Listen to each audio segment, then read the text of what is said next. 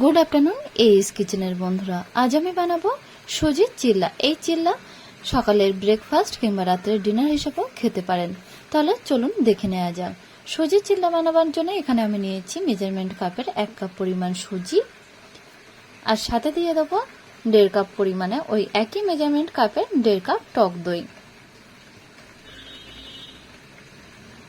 সুজিটা এবার ভিজিয়ে রাখবো টক দই, আর দিয়ে দিচ্ছি 1 কাপ পরিমাণে জল এবং টক দইয়ের সাথে সুজিটাকে বেশ ভালোভাবে মিক্সড করে নেব। তারপর 20 থেকে 25 মিনিট ভিজিয়ে রাখবো। আর এখানে কিছু ভেজিটেবল নিয়েছি, একটা ক্যাপসিকাম, 1 টুকরো বাঁধাকপি, একটা টমেটো, 2টো পেঁয়াজ, 1 টুকরো আদা, 4 থেকে 5টা কাঁচা লঙ্কা এবং ধনিয়া পাতা। প্রত্যেকটা ভেজিটেবল দেখুন একদম মিহি করে কুচিয়ে নিয়েছি। এবার 20 থেকে 25 মিনিট পরে দেখুন সুজির ব্যাটারটা কিন্তু একদম জলটাকে সোপ করে নিয়ে ঘন হয়ে এসেছে। এবার এই ব্যাটারের মধ্যে একে একে মিশিয়ে দেব ভেজিটেবলগুলো।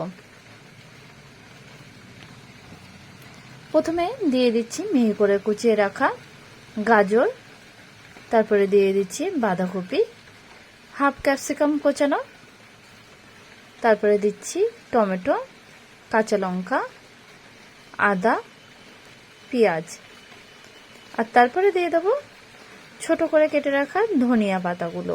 এই সবগুলো ভেজিটেবল একসাথে সুজির সাথে বেশ ভালোভাবে মিক্সড করে নেব। সমস্ত উপকরণ ভালোভাবে মিক্সড করা হয়ে গেছে। ছোট চামচের 1 চামচ বিট লবণ দিয়ে দেবো।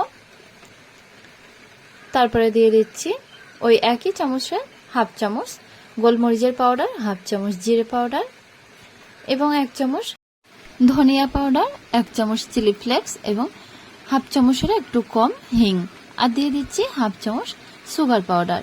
এই সবগুলো একসাথে বেশ ভালোভাবে ব্যাটারের সাথে মিশিয়ে নেব। ব্যাটারটা যেহেতু একটু ঘন হয়ে গেছে, এই জন্য অল্প একটু জল দিয়ে ব্যাটারটাকে একটু পাতলা করে নেব। দেখুন, আর এই ব্যাটারের মধ্যে দিয়ে দিচ্ছি কয়েকটা কারি পাতা আর ছোট চামচের হাফ চামচ বেকিং সোডা। একদম পারফেক্টভাবে সুজির চিল্লা ব্যাটারটা বানানো হয়ে গেছে। এবার চিল্লাগুলো বানিয়ে নেব। দেখুন, মিডিয়াম ফ্লেমে একটি ফ্রাই প্যান রেখেছি, আর ফ্রাই প্যানের মধ্যে হাফ চামচ সাদা তেল দিয়ে টিস্যু পেপার দিয়ে মুছে নেব। তারপরে 1 হাতা ব্যাটার দিয়ে চারিদিকে স্প্রেড করে নিয়ে একটা ঢাকনা দিয়ে মিডিয়াম ফ্লেমে রেখে দেবো 5 মিনিট।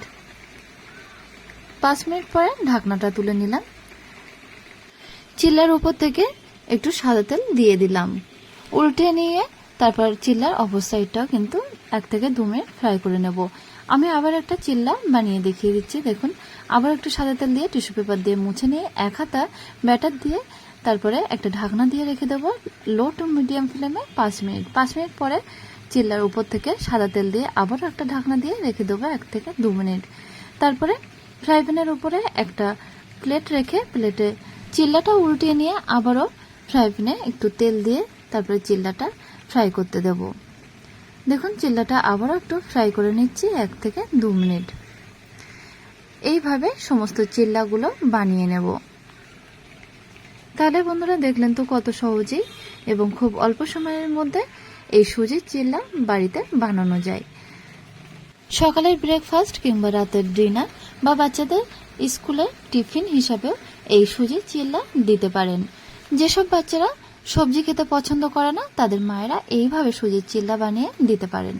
তাহলে বন্ধুরা, আমার এই রেসিপিটা যদি আপনাদের ভালো লেগে থাকে তাহলে অবশ্যই ভিডিওতে একটা লাইক করবেন আর আমাকে কমেন্ট করে জানাবেন। আর চ্যানেলটা যদি সাবস্ক্রাইব করা না থাকে তাহলে সাবস্ক্রাইব করার অনুরোধ রইল।